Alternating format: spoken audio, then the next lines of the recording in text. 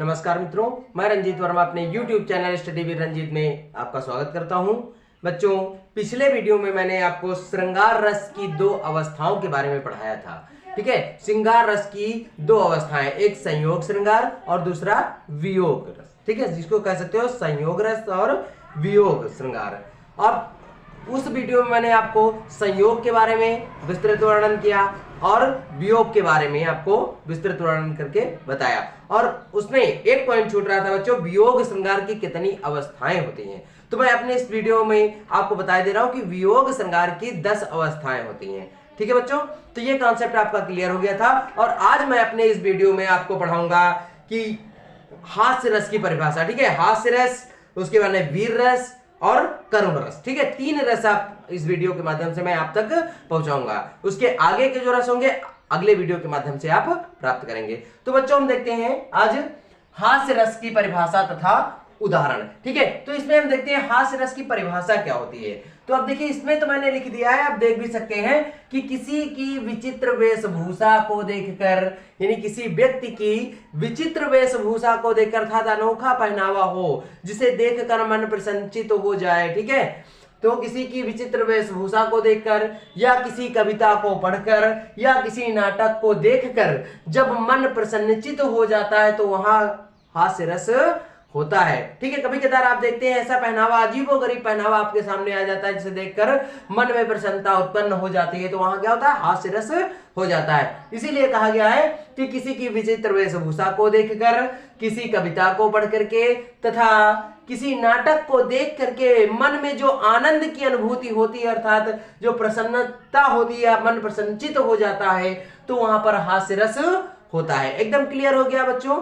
ठीक है, और इसके हास्य रस के 6 भेद होते हैं। हास्य रस के कितने भेद होते हैं? 6 भेद होते हैं। अब देखिए, ये तो हमारी परिभाषा हुई हास्य रस की परिभाषा।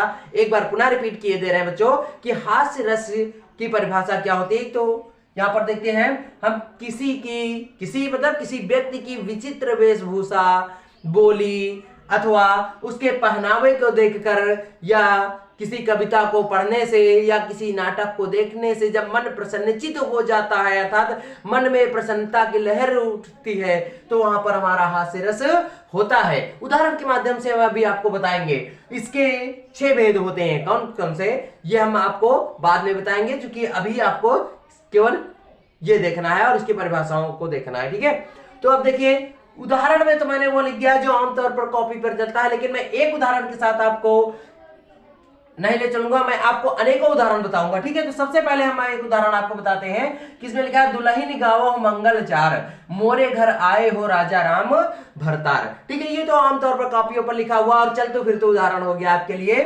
ठीक है, हास्य रस का, यानी इन पंक्तियों को पढ़ने से यदि इसका अर्थ नहीं क्लियर हो पाता है तब बच्चों का मन प्रसन्नचित नहीं होता, तो सोचने लगते हैं कि इसमें हास्य रस कहाँ है, नहीं मन तो प्रसन्नचित ही नहीं हुआ। बोले दुल्हन गावो मंगल चार, मोरे घर आयो हो राजा राम भरतार। ठीक है, तो ये तो इसका उदाहरण हो गया, लेकिन मैं आपको और बता रहा हूं 2 उदाहरण आप कह सकते हो। जैसे पहला उदाहरण कहते हैं, एक नौजवान कौवे को इश्क हो गया एक भैंस से। ठीक है, ये उदाहरण ज्यादा फेमस है और काफी लंबा है, लेकिन मैं आपको 2-4 पंक्तियां बता दे रहा हूं कि एक नौजवान कौवे को इश्क हो गया एक भैंस से, कौवा दीवाना हो गया उस परवाने कैस से। ठीक है, तो इस प्रकार की जो 1-2 पंक्तियां हैं, मैं अपने इस वीडियो में, चूंकि उदाहरण लंबा है इसलिए मैं आपको केवल 2 ही पंक्तियां बता रहा हूं कि एक नौजवान कौवे को इश्क हो गया एक भैंस से और कौवा दीवाना हो गया उस परवाने कैसे। अपनी प्रियतमा की याद में वो फिरता था गांव-गांव और घोसी की छत पर बैठकर करता था कांव-कांव। ठीक है, अब इसके आगे की पंक्तियां ज्यादा है इसलिए मैं आपको नहीं बता सकता हूं, लेकिन 4 पंक्तियां आपको बता दे रहा हूं। ठीक है, तो ये हमारा दूसरा उदाहरण हो जाता है। और हास्य रस का हमारा तीसरा उदाहरण होता है इसमें कि करिया नेता पहिन के पीहर, बोले एक दिन ऐसन। ध्यान रखना मेरी पंक्तियों को, देखिए मन प्रसन्नचित हो जाए तभी हास्य रस होता है। करिया नेता पहिन के पीहर, बोले एक दिन ऐसन, देख रे पपुआ की अम्मा हम लागित है कैसन। देख के पपुआ की अम्मा बोली, तुम लागत हो ऐसन, सरसों के खेत में भैंसा घुसिगा हो जैसन। ठीक है, अब देखिए, इन पंक्तियों को पढ़ने से और या सुनने से मन प्रसन्नचित हो जाता है, और जहां मन प्रसन्नचित हो जाए वहां हमारा हास्य रस हो जाता है। क्लियर हुआ बेटा?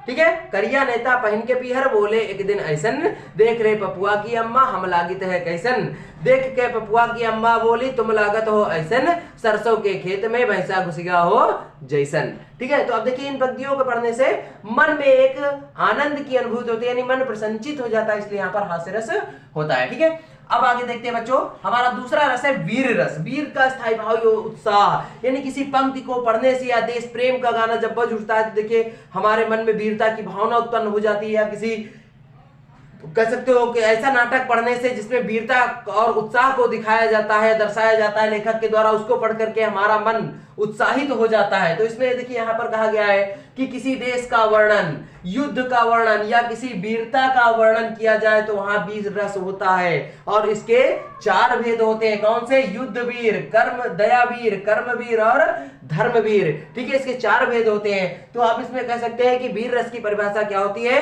कि किसी देश का वर्णन किया जाए या किसी महापुरुष की वीरता का वर्णन किया जाए या किसी युद्ध का वर्णन किया जाए। ठीक है, तो वहां पर हमारे मन में जो वीरता की एक लहर दौड़ पड़ती है, उत्साह हो जाता है, उसे ही हम कह सकते हो वीर रस कहते हैं। कभी कभार देखा होगा जैसे आपके कुछ फंक्शन होते हैं विद्यालयों में, तो उसमें देश प्रेम के गाने बजने लगते हैं और उस दिन आपका मन खुद ही कुछ कर गुजरने के लिए व्याकुल हो उठता है। ठीक है, तो वही जो आपके मन में जो उत्साह उत्पन्न होता है वही वीर रस कहलाता है। ठीक है, तो अब हम यहां देखते हैं उदाहरण है, जैसे देखिए यहां पर पहला लक्ष्मण से लिया गया उदाहरण है कि मैं सत्य कहता हूं सखे, मैं सत्य कहता हूं सखे सुकुमार मत जानो मुझे, मैं सत्य कहता हूं सखे सुकुमार मत जानो मुझे, यमराज से भी युद्ध में प्रस्तुत सदा मानो मुझे। नहीं, ठीक है, यमराज से भी युद्ध में प्रस्तुत सदा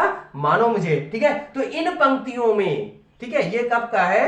ये परशुराम और लक्ष्मण संवाद से लिया गया है। ठीक है, तो इसमें मैं सत्य कहता हूं सके सुकुमार मत जानो मुझे, यमराज से भी युद्ध में प्रस्तुत सदा मानो मुझे, यानी इसमें वीरता का वर्णन किया गया है।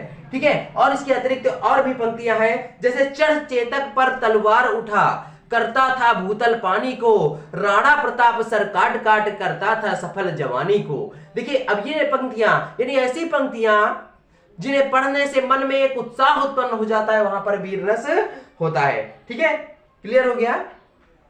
अब बेटा देखिए आगे हम बढ़ते हैं करुण रस। ठीक है, तो करुण रस पढ़ाने से पहले मैं एक बार पुनः कहना चाहूंगा या विनती करना चाहूंगा कि यदि आपने अभी तक हमारे चैनल को सब्सक्राइब नहीं किया है तो कर लीजिए, क्योंकि मैं बहुत ही शार्ट तरीके से आपको संपूर्ण हिंदी व्याकरण से जुड़ी हुई बिल्कुल कम समय में रटा दूंगा। ठीक है, तो आगे देखते हैं हमारा करुण रस क्या कहलाता है। ठीक है, तो जैसे इसमें लिखा हुआ है कि किसी की मृत्यु हो जाए, यानी ऐसा समाचार, दुखद समाचार जो अचानक एक सुनकर के मन क्षुब्ध हो जाता है, दुखी हो जाता है या मन शोक से ग्रस्त हो जाता है, तो वहां पर करुण रस होता है। ठीक है, जैसे किसी की मृत्यु हो जाए या कोई प्रिय वस्तु हमेशा के लिए खो जाए। ठीक है, तो वहां पर क्या होता है? करुण रस होता है, यानी जहां पर दुख की अनुभूति हो, अर्थात मन बिल्कुल खिन्न हो जाए, व्याकुल हो जाए, तो वहां पर करुण रस होता है। कैसे देखते हैं, इसमें देखिए महादेवी वर्मा की कुछ पंक्तियां हैं कि प्रियपति वह मेरा प्राण प्यारा कहाँ है, जल निधि डूबी का सहारा कहाँ है। ठीक है, यानी क्योंकि कहा गया है कि ये 14 वर्ष की उम्र में लगभग ये विधवा हो गई थी, तो ऐसी अवस्था में इन्होंने अपना संपूर्ण जीवन विधवा के रूप में ही गुजारा, तो इनके मन में भाई दुख तो उत्पन्न होता था, तो ये अपनी आत्मा की दुख को प्रकट करने के लिए इन पंक्तियों का सहारा, यानी कह सकते हो काव्य का सहारा लेती थी और अपने दुख को प्रकट करने का श्रेय इन पंक्तियों में इनको जाता था। तो देखिए इन पंक्तियों में लिखा है कि प्रियपति वह मेरा प्राण प्यारा कहाँ है, जाल निधि डूबी का सहारा कहाँ है। ठीक है, तो ये पंक्तियां हमारी जो आती हैं ये करुण रस का उदाहरण में आ जाती हैं। अगला है शोक विकल सब रोवह रानी, यानी जब राजा दशरथ की मृत्यु हो जाती है तो संपूर्ण रानियां शोक से यानी दुख से व्याकुल होकर के रोती रहती हैं। तो यहाँ पर शोक विकल सब रोवह रानी, ये हमारा छोटा सा उदाहरण है। और हमारा तीसरा उदाहरण है मैं नीर भरी दुख की बदली, ये भी हमारा महादेवी वर्मा का ही उदाहरण है, मैं नीर भरी दुख की बदली। ठीक है, तो इस प्रकार जो भी कह सकते हो कि मैंने परिभाषाएं बताई हैं, ये आपकी आगामी आने वाली बोर्ड परीक्षाओं में बहुत ही महत्वपूर्ण है। तो बच्चों, हम अपने इस वीडियो को यहीं विराम देते हैं तथा आपसे एक विनती करना चाहते हैं कि यदि अभी तक आपने हमारे चैनल को सब्सक्राइब नहीं किया है तो कर लीजिए तथा बेल आइकन दबाना ना भूलें, जिससे हमारे संपूर्ण वीडियो आप तक आसानी से पहुंच सके। और कमेंट्स के जरिए ये जरूर बताएं कि हमारा वीडियो आपको कैसा लगा। धन्यवाद।